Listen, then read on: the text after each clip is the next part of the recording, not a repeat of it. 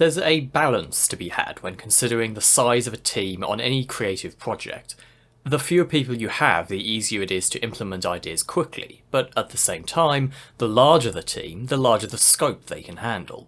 This is part of what leads smaller, independent teams towards more commonly creating smaller, more experimental works, while larger AAA teams are able to tackle far more expansive, but mechanically more familiar projects. There is a space in gaming where a balance can be had between the two extremes, the so-called double A space. Mid-sized teams with mid-sized budgets, able to execute larger ideas than individuals or micro-studios, but able to move faster and to create more experimental gameplay and narratives than huge studios. Don't Nod are one of these kinds of teams, starting out as a 5-person team before growing to just under 100 by the time of the release of their first game, Remember Me. I always find the AA space to be particularly interesting, and Remember Me is a good example as to why. The game has a lot of interesting ideas, but almost too many for its own good. Each of them could have likely supported a game by itself, but combined together none of them quite have the space to breathe that they needed. The result, like many games released in this space, is an unbalanced mix of intriguing ideas that suffer in their execution, but remain worthy of examination and enjoyment if you're willing to meet the game where it's at. Remember Me has a peculiar claim to fame within the history of games. While the system was used in animation and CGI previously, Remember Me was one of, if not the, first games to implement physically based rendering for its materials.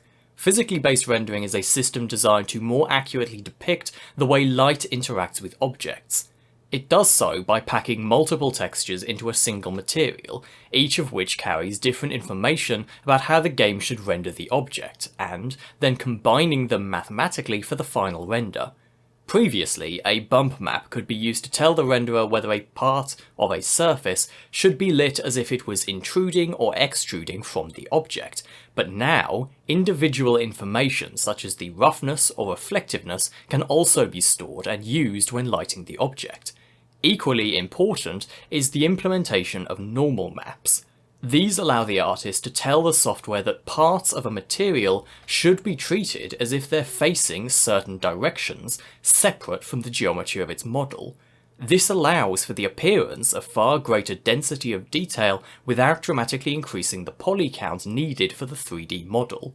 This system of materials is now so ubiquitous in the games industry that it's the default material setup for Unreal, Unity and Godot, the 3 largest commercially available engines, and the vast majority of modern proprietary engines support it as well.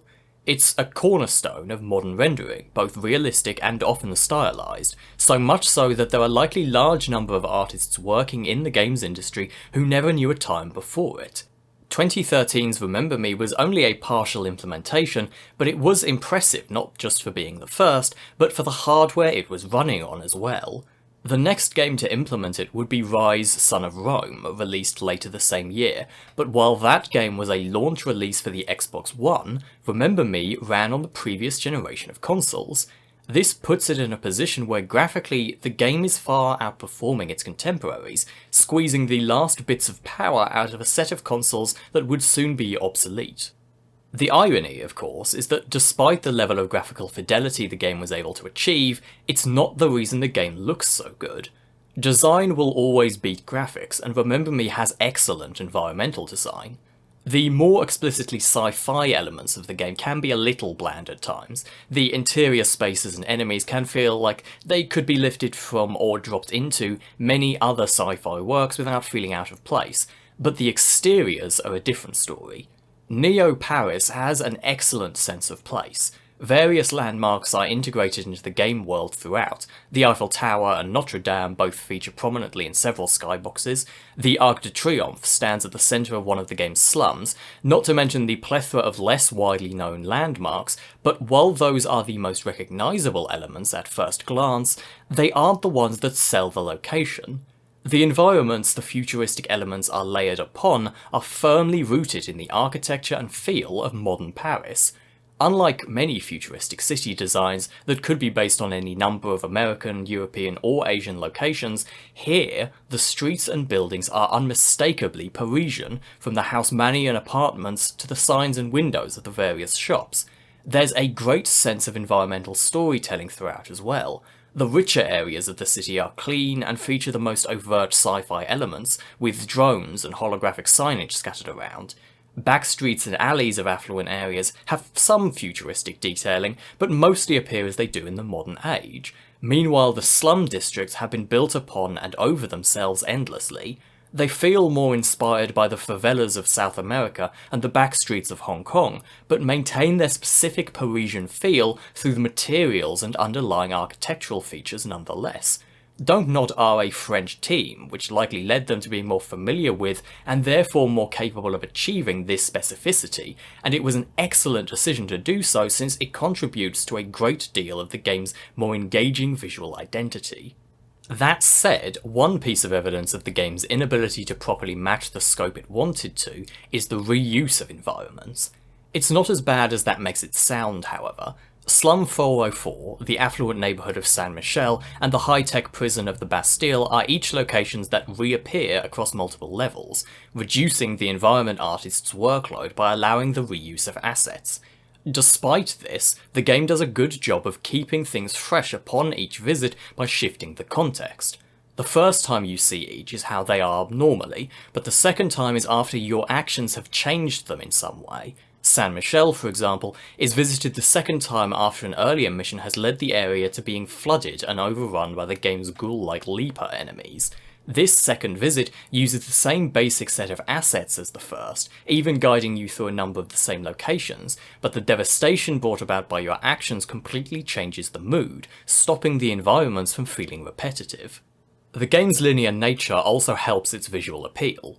Tall, dense buildings help to keep sightlines limited, allowing the console's limited processing power to focus on smaller, detailed environments, but it also gives the team stronger understanding of how a player is going to be viewing any given area. Since every area is designed to be approached from a single angle, it lets the development team ensure those angles look their absolute best. Whether it's long streets highlighting skyscrapers in the distance, or the various points where the camera pulls back during climbing segments to let you see the skyline, there's an excellent sense of composition in the vistas the game presents that do a great job of selling the sense of there being a wider world beyond the limited part you have access to. These vistas also go to further reinforce the game's sense of place, often being used to highlight landmarks both real and fictional, while maintaining a sense of continuity throughout, with the repeated use of each to orient yourself within the city. As good as the visual design is, however, it does undermine the game's platforming mechanics. It's a relatively simple system that wouldn't be out of place in any given Tomb Raider, Uncharted, or generic action-adventure game. The problem is, with such a high level of detail density to sell the environments, it becomes difficult to establish what is a climbable surface and what isn't. This has become an increasing problem in the last decade or so, which has led to the arch-nemesis of any #gamer, the application of yellow paint to draw the attention to climbable surfaces. Remember Me came out early in the use of the dreaded yellow paint, but before it had become ubiquitous, so instead the team solved the problem by having an icon floating above the next ledge you need to hang off or jump to. The result is too heavy-handed, more so than the paint solution tends to be. It undermines the sense of freedom and feels limiting as a result. Instead of finding your way through the environments organically, you're following a series of icons on a strictly linear path. It eliminates any frustration from being unable to identify the path forward, but at the same time it also eliminates any engagement with the immediate environment that results from trying to find the path through it. All three of the game's central mechanics are similar in this regard. A game entirely about clambering around the rooftops and alleys of a sci-fi city, especially such a gorgeously realised one, could have worked excellently, but never saw the level of development required to make it engaging, since the team was relatively small and they had other gameplay elements that needed equal development time. In fact, the team would later tackle a dedicated climbing game in the form of the excellent Jusant. Mechanically, the element of the game that would have most benefited from either a greater focus or its removal for the benefit of others is the combat. Remember Me has a combat system that sounds intriguing at first, but doesn't work as well as it needed to remain engaging throughout. It features a build-your-own combo system. As the game progresses, you unlock combos which you then slot your own choice of moves into. In theory, this gives the game a lot of room for experimentation and customization as you build out your own combos to suit your playstyle. In practice, it ends up making the entire system feel samey and repetitive. Each attack is assigned to a certain category. One does extra damage, one heals you on hit, one reduces the cooldown of your special abilities, and the final one simply copies the type of attack before it. You slot these into your combos, and the later they appear, the more powerful the effect. This ends up with every combo feeling the same, just altering the effects of the combo. Instead of building out a set of attacks that you enjoy, you simply slot each combo with one of the 3 types of attack and then use each one based on your combat situation. If you're hurt or need to use a special attack, you repeat the combo you have set up for those, otherwise you simply repeat the one that does the most damage. Every move has the same timing and the same basic level of power. This strips the system of any kind of personality. Despite having a variety of moves available, they all feel the same, making where you place them in a combo meaningless. It doesn't help that the entire combat loop winds up feeling stiff and monotonous as well. While you can dodge mid-combo, you can't change targets. Repeating a 3-hit combo and an 8-hit combo are fundamentally identical. The additional elements of combat, your ranged attack and special abilities, never integrate as well as they needed to, and the overall result is very underwhelming. It was an ambitious system, but needed to be the focus of the game in order to properly come together. As it is, it would have been better served using a far more simplistic system and focusing development elsewhere. Elsewhere being the memory remixing mechanic. The game is set in a future where memories have been commodified and can be stored, shared, and traded under the watchful gaze of the Memorize Corporation. Naturally, this gives way to a cyberpunk nightmare of surveillance and control, though the game's aesthetic isn't one you'd immediately associate with this. Memory hunters work both for the corporation and independently to hunt down and steal memories. You play as one of these. A woman named Nilin, who has the unusual ability to not just steal memories, but to alter them as well. You start the game in prison with your memory wiped, but are quickly broken out by an individual going by the name Edge. Until recently, he ran an underground resistance group with a terrible name to fight against the corporation, a resistance group you were a part of. An especially important part given your unique abilities. To this end, you can use the ability to not just gather information, but to alter people's opinions of your group, influencing your enemies and even turning them into allies. Edge's ultimate goal is for you to hunt down the CEO of Memorize, as well as its chief researcher, to change their opinions and shut down the central server that all of the technology runs on. The memory remixing segments take the form of interactive cutscenes. You're shown the memory in its entirety first, then given free rein to rewind back through it, changing minor details with the goal of changing the outcome of the memory and, in turn, changing something about the person.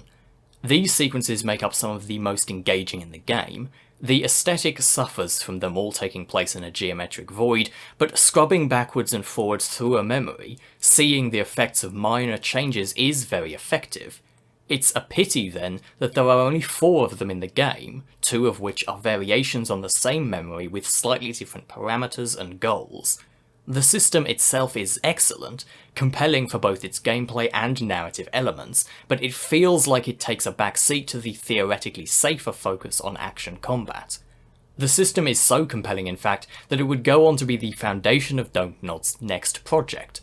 Life is Strange would rework the system as a central mechanic in the form of Max's time rewind powers, allowing for a similar set of puzzles but with a larger scope in both the puzzles themselves and in their effects. The effects of these actions are the other place they feel most undercooked. The first of these sequences is the best example of this. Nilin is attacked and overwhelmed by a bounty hunter and uses her abilities to turn the tables. The bounty hunter, Olga, is pursuing Nilin solely for the money. Her husband is suffering from some form of memory degradation, which Memorize are treating at great expense. You access the memory of his latest treatment, during which you alter things so that instead of a positive outcome, her husband is killed by the doctor. With the memory of her husband being killed by the very people she was working for, Olga changes, now believing she tracked you down to aid you in defeating the corporation, and proceeds to help you sneak into the richer areas of the city, and later memorize headquarters itself. How these small shifts can radically affect a person and the trajectory of their lives is fascinating, but the game never tackles the elephant in the room. Olga remembers her husband dying, but you didn't actually change the past. He's still alive and still in need of treatment. Treatment he's no longer going to receive because Olga is no longer aware the bill is due.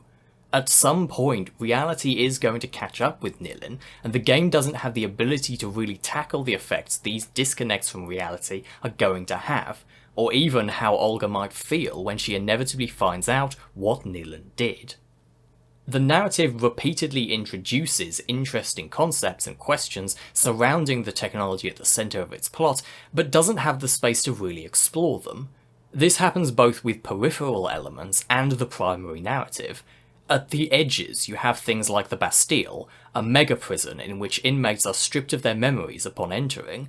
This technology could have a huge effect on the nature of carceral punishment. Would it be more effective to simply implant the memory of imprisonment upon the inmates, or could this technology be used to better reform them, changing the memories that may have led to crime in the first place? The game can't tackle such questions, instead falling back on an overzealous warden who uses the removal of people's memories as punishment for inmates who are never going to be released anyway, due to their opposition to the corporation. The Leapers are another area which feels underdeveloped, and falls back on tired cliches instead of engaging with the possibilities of their setup. Leapers are a ghoul-like population living beneath the slums of the city. They're citizens who have grown addicted to sharing memories with one another, with repeated use of the technology leading to mental and physical degradation. Since they're sharing so many of their memories with one another, and possibly in real time, they're effectively a hive mind. More dominant personalities seem to be able to influence and control the pack to some degree, but they're sharing something of a baseline identity. While primitive and marginalised, they're effectively an emergent new society, one that rejects individualism, but even when the game has the opportunity to do so, it never treats them as anything other than monsters. It's revealed that one of the strongest personalities within the collective is that of Johnny Greenteeth, previously Dr. Green, a scientist who worked with Memorize. In addition, his colleague, Dr. Quaid, is still working for the corporation, actively trying to create new Leapers from inmates at the Bastille, while trying to instill himself as the dominant consciousness within their psyche. This has the potential for complex and compassionate examinations of the nature of this new community and the way they're treated, but then Green just turns out to be an extra strong variant of these basic enemy types. You defeat him in a boss fight and move on with the narrative. This kind of treatment of them being exclusively monstrous also negatively impacts their design. As a visual representation of their loss of self and merging with others, the designers chose to give them a kind of mottled skin condition reminiscent of vitiligo. As visual shorthand for what's happening to them mentally, it's not a bad choice, but treating them as purely monstrous results in making that element a symbol of monstrousness, which is a poor thing to tie to a condition people really live with. These kinds of underdeveloped, underutilised narrative elements crop up in the critical narrative path as well. Naturally, a game that combines memory alteration with amnesia results in some twists to do with Nilin's memory. The key one being that she is the daughter of the power couple that runs Memorize, CEO Cilia and her head researcher Charles. They grew estranged after a car accident when Nilin was a child. Cilia's leg was ruined in the accident and she blamed Nilin. Charles dived ever deeper into his research in an attempt to fix the family's trauma, but that only deepened the rift between them. The narrative devolving into the messed up dynamics of a single family towards the end is disappointing, but what's worse is that it can't even properly take the time to consider the effects its central technology could have on the situation. Nilin alters Celia's memory so that she remembers the accident as having been her own fault instead.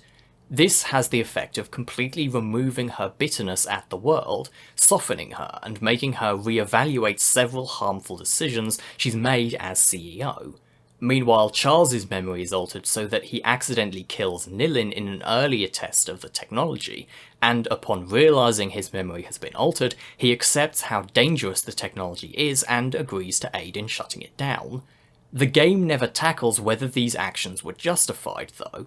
Charles is shown to be right in some way. This technology did completely remove the trauma and pain Celia had been feeling for decades, and allowed the three to reconnect as a family, but the result is still to decide the tech needs to be destroyed completely. The pros and cons of the technology, as well as questions surrounding identity, trauma, and what defines us as individuals are all on the table, but they're all dismissed in favour of having a boss fight against a big guy floating in a void instead. Ironically, the reveal that Edge is in fact a consciousness formed by the collective memories of the central server does a surprising amount to cushion the disappointment of the game's lack of ideological interaction with the concepts it raises. Despite outward appearances, Edge was never ideologically motivated, and, since he's calling the shots for the most part, it doesn't matter that his goals wind up feeling ideologically opposed at times, both opposing and supporting the use of the technology with little consistency between the two. He doesn't really care whether the technology can be used for good or evil. He has no interest in weighing the pros and cons. He just knows that he's made up of all of the traumatic memories people have excised from their heads and stored on a central server, and he wants to die. Which doesn't seem unreasonable when you put it like that. Ultimately, Remember Me winds up being a deeply flawed game, but not in the sense that any part of it is bad. There's just too many elements vying for attention, leaving none of them with enough room to breathe. The combat, platforming, and memory remixing sequences are all strong enough ideas to support their own game with more focus, but together they crowd each other out, leaving each underdeveloped, resulting in an experience that is underwhelming and unsatisfying. That's far more interesting than a game that is more polished but less experimental, however. To see the potential of these systems unrealised is still more engaging than a game that never introduces the potential in the first place. On top of that, it is genuinely worth experiencing for its unique visual flair, especially if you're into cyberpunk artwork and want something with a distinct and original flavour. Don't Nod would continue to develop games, and would seemingly learn from Remember Me to be more focused in the future. In the years since, they've shifted between narrative-focused games like Life is Strange, Tell Me Why, and Harmony Fall of Reverie, smaller, more experimental titles like Jusant, and larger, more action-adventure-focused titles like Vampire, Banishers, and Aphelion.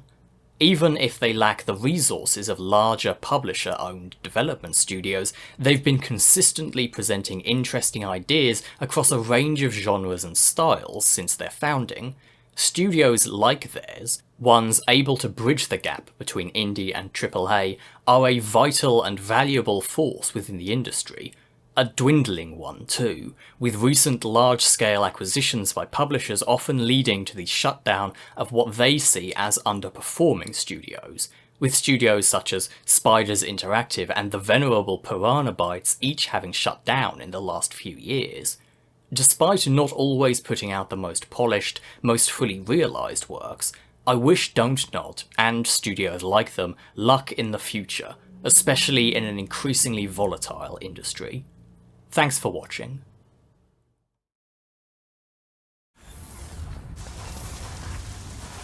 Edge. I'm right in front of the Memorize HQ. The lower floors are flooded. How do I get in there, Mastermind? Have I ever failed to deliver? There's VIP access on the roof of the building. I've got everything covered.